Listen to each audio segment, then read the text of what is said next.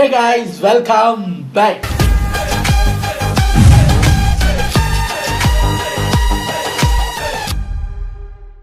எனக்கு நம்ம இந்த சேனலில் இந்த வீடியோ ரியாக்ட் பண்ண போகிறோம் அப்படின்னு பார்த்தீங்கன்னா வண்டு முருகா அப்படிங்கிற சேனல்ல இருந்து அப்பப்போ நம்ம வீடியோஸ் பண்ணுவோம். இப்போ ரொம்ப நாளைக்கு அப்புறம் ஒரு இன்ட்ரெஸ்டிங்கான டாபிக், அதாவது 2025 மொக்க படங்கள், சூப்பர் படங்கள், அந்த மாதிரி லிஸ்டெல்லாம் போடுற இடத்துல இவர் ஒரு லிஸ்ட்டு போட்டிருக்காரு. எல்லாரும் டாப் 10 போடுவாங்கல்ல, இவர் வந்து டாப் 5. எதுக்கு சார்? வில்லன், பெஸ்ட் வில்லனா 2025 வந்த டாப் 5 மொக்கை வில்லன்கள் அதான் இருக்கு போல. அதுக்கே சார் டாப் 5 அப்படி கணக்கெடுத்தீங்கன்னா டாப் 20 வரைக்கும் போகலாம்ல. வில்லனை மொக்க படம்னா அதில் வர்ற வில்லன் மொக்கையாக தானே இருக்குன்னு. சூப்பர் வில்லன் தான் சார் தேட கஷ்டம் இந்த காலத்தில். சரி, இந்த வருஷம் யார் இந்த வருஷமா போன வருஷம் யார் மொக்க வில்லன்கள் வந்திருக்காங்க அப்படிங்கிறத பார்க்கலாம். டாப் 1 யார் ஏங்கிறதையும் பார்க்கலாம். இது ஒரு ஷார்ட் 8 minutes வீடியோங்கிறதுனால டக்குன்னு பார்த்துட்டு போயிடலாம். வணக்கம் நண்பர்களே, இன்னைக்கு நம்ம டாப் 5 மொக்க வில்லன்ஸ் ஆஃப் 2025 தான் பார்க்க போறோம். ஸோ இந்த ஒரு வீடியோக்குள்ள போறதுக்கு முன்னாடி ஒரு சின்ன டிஸ்க்ளைமர். அது என்ன அப்படின்னா, வில்லனாக நடித்த அந்த நடிகர்களை பத்தி நாம குறை சொல்லவே கிடையாது. அவங்களுடைய நடிப்பை நாம குறை சொல்லல. அந்த கேரக்டரை மொக்கையான ஒரு கேரக்டரை டிசைன் பண்ணியிருப்பாங்க, அதைத்தான் நான் மொக்க வில்லன்ஸ் அப்படின்னு சொல்லிட்டு சொல்றேன். சரி வாங்க நண்பர்களே, அந்த 5 மொக்க வில்லர்கள் யார் யாருன்னு சொல்லிட்டு இந்த வீடியோல பார்த்துடலாம். நான் தான் உங்கள் தேங்க்யூ யுவர் ஆனர். இந்த லிஸ்ட்ல 5வது இடத்துல மட்டும் நான் ஒரு தெலுங்கு படத்தை வச்சிருக்கேன். அது தெலுங்கு படம்னு சொல்லிட முடியாது, ஏன்னா டேரக்டர் நம்ம தமிழ் டேரக்டர் தான். ஸோ அது என்ன திரைப்படம்னு பார்த்தீங்கன்னா நம்ம கேம் சேஞ்சர் திரைப்படம் தான். இந்த ஒரு படத்தில் வரக்கூடிய பொப்பிலி மொப்பி தேவி அப்படிங்கிற நம்ம எஸ்.ஜே. சூர்யா அவருடைய கேரக்டர் தான் 5வது இடத்துல இருக்கக்கூடிய மொக்க வில்லன். ஏன்னா இந்த ஒரு கேரக்டர் இருக்கிறதுல ஒரு தற்குறி கேரக்டராகவும், நம்ம ஹீரோ கேரக்டர் பயங்கரமான ஒரு இன்டெலிஜென்ட் வில்லனை பார்த்து ஒரு கேரக்டர் சிரிக்கிறது அவரே படத்தில் வச்சிருக்காரு. அப்புறம் என்னத்த சொல்றது? கேரக்டராகவும் தான் இந்த ஒரு திரைப்படத்தில் காட்டியிருப்பாங்க. ஸோ அதனாலேயே சுத்தமாக இந்த படம் பார்க்கறதுக்கான சுவாரஸ்யமே இல்லாமல் போச்சு அப்படின்னு தான் சொல்லி ஆகணும். அண்ட் இந்த ஒரு கேரக்டர் வெறும் பேசுறதுக்கு தான் லாய்க்கு அப்படிங்கிற மாதிரி காட்டியிருப்பாங்க, செயலில் ஒன்றுமே இருக்காது. ஸோ இவர் எது பண்ணாலுமே ஈஸியாகவே நம்ம ஹீரோ கேரக்டர் முறியடிச்சுட்டு போய்கிட்டே இருப்பார். இவர் பண்ணதுலேயே ஒரே ஒரு டாப் நாச்சான வில்லத்தனம் என்னவாக இருக்கும்னா, ஹீரோ வந்துட்டு எதிர்கட்சிக்கார தலைவருடைய பையன் அப்படிங்கிற மாதிரி ஒரு விஷயத்த எடுத்து வைப்பாரு. அதனால அவங்க அம்மா இறந்து போற மாதிரி காட்டுவாங்க. இது ஒன்னே ஒண்ணுதான் அவர் பண்ணதுலே மிகப்பெரிய வில்லத்தனமா இருக்கும் இந்த திரைப்படம் முழுக்கவே. மற்றபடி இவர் வில்லத்தனம் அப்படின்னு சொல்லிக்கிற மாதிரி எதுவுமே பண்ண மாட்டாரு இந்த திரைப்படத்துல அப்படின்னு தான் சொல்லி ஆகணும். இந்த திரைப்படத்துடைய செகண்ட் ஹாஃப் எப்படி மூவ் ஆகும்னா, ஒரு பணக்கார வில்லன் வந்துட்டு எப்படியாவது எலெக்ஷன்ல ஜெயிச்சிடணும்னு இருக்கான். அப்படி இருக்கிறப்போ எலெக்ஷன் கமிஷன்ல இருக்கக்கூடிய ஒரு ஆபீசரா இருக்கக்கூடிய ஹீரோ எப்படி அந்த வில்லனை எலெக்ஷன்ல ஜெயிக்க விடாம பண்றாரு அப்படிங்கிற மாதிரியான கதையில தான் மூவ் ஆகும். அப்படி இருக்கிறப்போ ஒரு பணக்கார வில்லன் அப்படின்னா அரசியல்ல என்னென்ன சேட்டைகள் பண்ணலாம், எப்படி எப்படியெல்லாம் சூழ்ச்சி பண்ணலாம் அப்படிங்கறதெல்லாம் அழகாவே அந்த ஒரு கேரக்டர் வச்சு காட்டியிருக்கலாம். பட் அப்படியெல்லாம் எந்த ஒரு கேரக்டரைசேஷனுமே அந்த ஒரு பொப்பிலி மொப்பி தேவிங்கிற கேரக்டருக்கு கொடுத்துருக்கவே மாட்டாங்க. முழுக்க தற்குறியா மட்டுமே காட்டி ஹீரோ மட்டுமே ஜெயிச்சுட்டு இருக்காரு அப்படிங்கிற மாதிரி காட்டி படத்தை முடிச்சிருப்பாங்க. ஸோ அதனாலேயே இந்த ஒரு கேரக்டர் 5th பிளேஸா பிடிச்சிருக்குங்க. அடுத்து 4th பிளேஸ்ல இருக்கக்கூடிய மொக்க வில்லன் யாருன்னா, நம்ம ஏஸ் திரைப்படத்துல வந்த தர்மா அப்படிங்கிற இந்த ஒரு கேரக்டர் தான். ஸோ இந்த ஒரு கேரக்டருமே வந்துட்டு பயங்கர பில்டப்லாம் கொடுப்பாங்க ஸ்டார்டிங்ல. அதாவது கடன் இவங்கிட்ட வாங்கிட்டா கொலை பண்ணி போட்டுருவான், வட்டியை கரெக்டாக வசூலிச்சிருவான், அப்படி இப்படின்னு சொல்லிட்டு பயங்கரமாக பில்டப்லாம் கொடுத்து செகண்ட் ஹாஃப்ல வந்துட்டு யோகி பாபுவை வச்சு காமெடி சீக்வன்ஸ்லாம் ட்ரை பண்ணி வச்சிருப்பாங்க இந்த ஒரு கேரக்டருக்கு.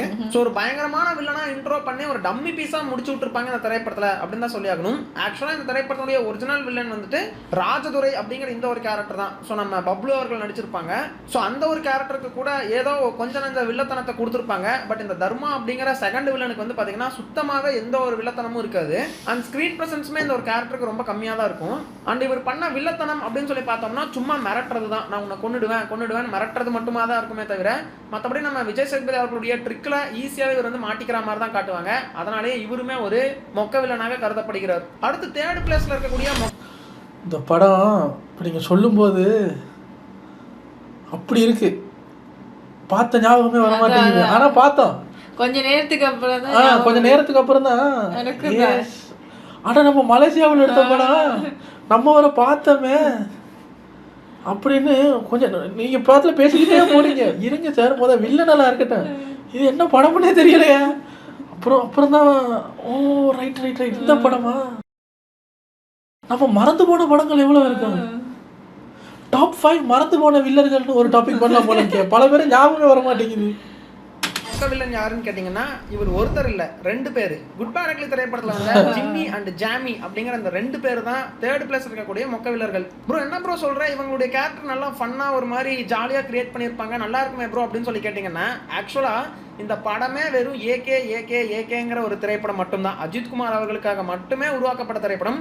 அப்படி இருக்கிறப்போ அவரை தான் இந்த படத்தில் மாசாக காட்டியே ஆகணும். ஸோ அவரை எதிர்க்கிற யாராக இருந்தாலும் அவங்கள டம்மி பீஸாக காட்டியே ஆகணும். அப்போ தான் வந்துட்டு இவர் மாசா தெரிவாருங்கிற காரணத்தினாலேயே இந்த 2 கேரக்டரும் பயங்கர டம்மியாக தான் காட்டியிருப்பாங்க. ஆக்சுவலாக அது வந்துட்டு நம்ம குறை சொல்ல முடியாது, ஏன்னா படமே அந்த மாதிரியான ஒரு ஜேர்னர் தான். பட் இருந்தாலும் அந்த ஜேர்னரில் அவங்க டம்மியாக தான் தெரிஞ்சாங்க அப்படிங்கிறதுனாலேயே அவங்கள தூக்கி நம்ம 3rd பிளேஸில் போட்டிருக்கோம். ஸோ அண்ட் இவங்களுக்கு நிறைய ஸ்க்ரீன் ப்ரெசன்ஸ் இருந்துச்சு, நல்லா ஃபன்னான ஒரு கேரக்டராக கொடுத்துருந்தாலுமே இவங்க பண்ண வில்லத்தனம் அப்படின்னு சொல்லி பார்த்தீங்கன்னா பெருசாலாம் ஒன்றுமே இல்லை. அவங்க பையனை வந்துட்டு பொய் கேஸில் உள்ள தள்ளுறது, அப்புறம் ஒரு தடவை நம்ம த்ரிஷாவையும் அந்த பையனையும் கொல்றதுக்காக ஆள் அனுப்பிச்சிருப்பாங்க. இவ்வளோதான் இவங்க பண்ண வில்லத்தனமாகவே இருக்குன்னு சொல்லலாம். பட் இவங்க என்னதான் பண்ணாலும் ஈஸியாகவே நம்ம ஏகே வந்துட்டு ஒத்த கையில் அவங்க எல்லாம் அடிச்சு நொறுக்கிட்டு போய்கிட்டே இருப்பாரு. ஏன்னா அவர் தான் பவர்ஃபுல் அந்த படத்தில், ஒன்றுமே பண்ண முடியாது.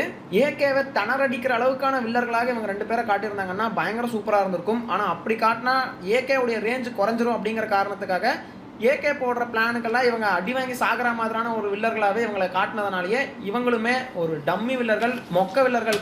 ஏங்க வில்லன் ஸ்ட்ராங்காக இருந்தால் தானேங்க ஹீரோவோட ரேஞ்சு ஏறும். ஏங்க இப்படி யோசிக்கிறீங்க அப்படின்னே சொல்லலாங்க. அடுத்து இந்த லிஸ்ட்ல 2வது இடத்துல இருக்கக்கூடிய ஒரு மொக்க வில்லன் யாருன்னா நம்ம கூலி திரைப்படத்தில் இந்த ஒரு கேரக்டர் தான். இதுன்னா சூற மொக்கங்க. கூட போற ஒருத்தரை சுத்தியில நங்கு அடிச்சு மண்டையை தட்டி ஆக்குனதுக்கு அப்புறமா அந்த எந்திரிச்சு வந்து ஒரு பிளாஸ்டரை மட்டும் ஒட்டிட்டு எந்திரிக்கிறான்னா அடி எவ்வளவு வீக்கா இருந்திருக்கு. எல்லாருக்குமே தெரியும், one of the worst villain of 2025 அப்படின்னே சொல்லலாம். வெறும் ஸ்டைலிஷா ஒரு கேரக்டரை காட்டிட்டா இதே படத்துல இதை விட மொக்கையான ஒரு வில்லன் இருக்காரு சொல்லுங்க. எழுதியிருப்பாரு போல.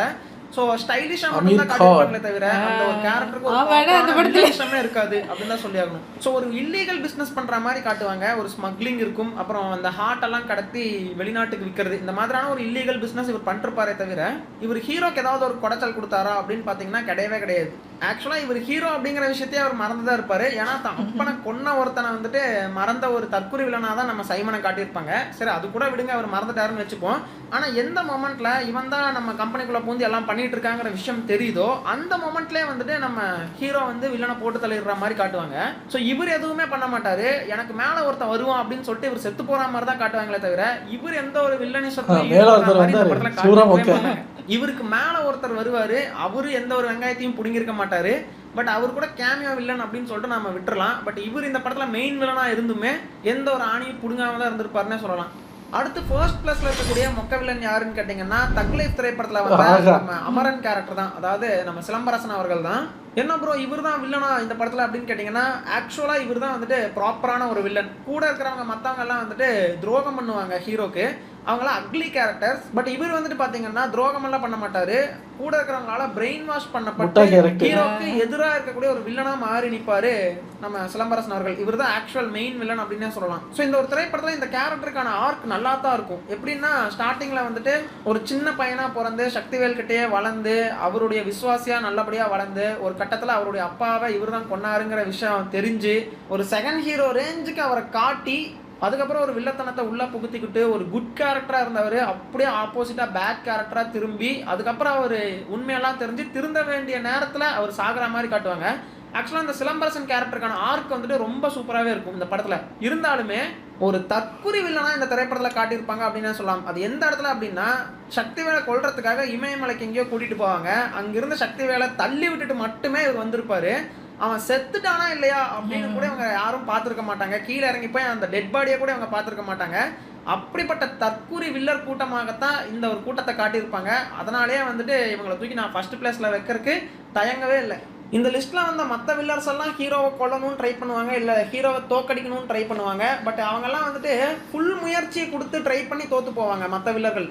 ஆனால் இவர் பார்த்தீங்கன்னா கையில் கிடைச்ச ஆப்பர்ச்சுனிட்டியை தவற விட்டு வர்ற மாதிரி காட்டுவாங்க. அப்பேற்பட்ட ஒரு தற்குறி கூட்டமாகத்தான் அவங்கள காட்டியிருப்பாங்க. ஏன்னா கொல்றதான் கொல்றீங்க, கீழே இறங்கி அவன் செத்துட்டானான்னு கூட பண்ண மாட்டீங்க அப்படின்னு தான் அந்த படம் பார்க்குறப்ப நமக்கு தோணி இருக்கும். இந்த படத்துலேயே அவர் பண்ண ஒரே ஒரு வில்லத்தனம் என்னன்னா நம்ம சக்தி வேலை கீழே தள்ளி விட்டது தான். அந்த ஒரு வில்லத்தனத்தை கூட உருப்படியாக பண்ணல நம்ம அமரன் கேரக்டர். அதனாலேயே மொக்க வில்லன் லிஸ்ட்ல ஃபர்ஸ்ட் பிளேஸே இவரை போட்டாச்சுங்க. சரி ஓகே நண்பர்களே, 2025 வந்த மொக்க வில்லர்களை பற்றி பார்த்தாச்சு. அடுத்தது பெஸ்ட் வில்லர்களை பற்றி நம்ம அடுத்த வீடியோவா பார்க்கலாம். அதுவும் இல்லாமல் போன வருஷம் நல்ல நல்ல வில்லர்கள் தான் அதிகமாக இருக்காங்க. ஸோ நான் வந்துட்டு தமிழ் சினிமாலேயே நல்லா தேடி பார்த்தேன். ஸோ ஒரு 4 மொக்க வில்லர்கள் தான் எனக்கு கிடைச்சாங்க. அதுக்கப்புறமா தான் தெலுங்கு படமான கேம் சேஞ்சரை தூக்கிட்டு வந்தேன். ஸோ அப்போ மற்ற படங்கள்ல எல்லாம் வில்லன்ஸ் நல்லா பெஸ்ட்டாக தான் பண்ணியிருக்காங்க அப்படின்னே சொல்லலாம். ஸோ அதெல்லாமல் பெஸ்ட் வில்லன்ஸ் லிஸ்ட்டில் பார்ப்போம். இந்த லிஸ்ட்டில் நான் வேற ஏதாவது மொக்க வில்லர்களை மிஸ் பண்ணியிருந்தேன், அது யாரு அப்படின்னு சொல்லிட்டு மறக்காம கமெண்ட்ல சொல்லுங்க. இல்லை இதே லிஸ்ட்லயே ப்ரோ இவரை தூக்கி நீங்கள் 2ஆவதா போட்டிருக்கலாம், அவரை தூக்கி நீங்கள் 4ஆவதா போட்டிருக்கலாங்கிற மாதிரி ஏதாவது சேஞ்சஸ் இருந்துன்னா அதையும் மறக்காம கமெண்ட்ல சொல்லிட்டு போங்க. ஒரு மெயின் வில்லன் இருக்காரு, அவரோட படத்தை ஃபர்ஸ்ட்டாக போட்டிங்க. ஃபர்ஸ்ட்டாக போட்ட படத்தில் அவர் ஒரு வில்லன், அவரை நீங்கள் 1க்கு மேலே ஏதாவது ஒரு பொசிஷன் ஒதுக்கி போட்டிருக்கணும். வேற யாரும் நம்ம கமல் சார் தான். சொந்த படம், அவரோட கதை இருந்தும் அது எல்லாத்தையுமே கொண்டாரு பார்த்தியா, அவர் தானேங்களே மெயின் வில்லனு. இப்போ சக்திவேல் அவரை தள்ளி விட்டா வில்லன் ஆயிடுவாரா? அவர் சக்திவேல்ற தங்கச்சியை காப்பாத்துறேன்னு சொல்லி திரிஷாவை கூட்டு வந்து வச்சுக்கலையா? அப்போ அவர் தானேங்க பெரிய வில்லன். வைஃபுக்கு துரோகம் பண்ணி விட்டு வைஃபோட மெமரி அழிஞ்சதுக்கப்புறம் அங்கே போகிறது, அப்புறம் திரிஷாவையுமே குண்டு வச்சு சாகிறதுக்கு ஒரு காரணமாக இருக்கிறதுன்னு பெரிய இந்த படத்துக்கு, அவரோட ப்ரொடக்ஷன் கம்பெனிக்கு, இந்த கதைக்கு, சிம்புவோட கரியரில் ஒரு முக்கியமான படமாக வர வேண்டிய அந்த விஷயத்துக்கு மணிரத்னம் சாருக்கு இப்படி ஒரு பேரா, அப்படி ஒரு பேரை வாங்கி கொடுத்ததுக்குன்னு சொல்லி பெரிய 2025 நம்மளையுமே ஏமாத்துனதுக்கு ஒரு பெரிய வில்லன் வந்து நம்ம உலக நாயகனாக தான் இருக்க முடியும். எப்படி விக்ரமில் ஒரு பெரிய ஹீரோவாக வந்து அப்படி நின்னாரோ, இந்த வருஷம் அவர் பெஸ்ட் வில்லன் அப்படின்னு தான் பார்க்கணும். ஆனால் நல்லா இருந்தது, வீடியோ நல்லா இருந்தது. 5க்கு மேலே இருக்கணும், இருந்திருப்பாங்க. மறந்துருச்சு நம்ம பார்த்த. இந்த வீடியோ உங்களுக்கு பிடிச்சதுன்னு வைங்களேன், பெஸ்ட் வில்லனையும் தூக்கிட்டு வர்றேன். உங்களை அடுத்த வீடியோவில் வந்து சந்திக்கிறேன். டேக் கேர், பாய்.